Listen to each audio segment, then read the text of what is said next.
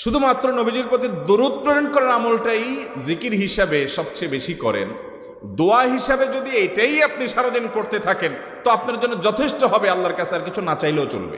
দুরুদ মানে হলো নবীজির জন্য দোয়া করা। ভাই, আল্লাহ তার হাবিবকে রহম করবেন, আপনার আমার দোয়ার দিকে আল্লাহর তাকানোর কোনো ঠেকা আছে? নবীজি কি আমাদের দোয়ার কোনো মুখাপেক্ষী? কিন্তু আমরা তার জন্য দোয়া করলে ওই চান্সে আল্লাহ তাআলা আমাদের প্রতি অনুগ্রহ করবেন।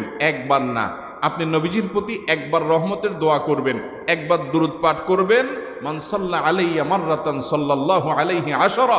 নবীজি সাল্লাল্লাহু আলাইহি সাল্লাম বলেছেন, একবার আমার জন্য তোমরা দোয়া করলে, আমার প্রতি দুরূদ পাঠ করলে, আল্লাহ তাআলা তোমাদের জীবনে 10 বার 10 জায়গায় 10 টাইমস তোমাদের উপরে আল্লাহ তাআলা অনুগ্রহ করবেন। আপনি টেরও পাবেন না কত জায়গায় আল্লাহ অনুগ্রহ করেছেন, আল্লাহ বাঁচাই দিয়েছেন, একটুর জন্য শেষ হয়ে যান নাই। ওই যে দুরূদ পড়ছেন,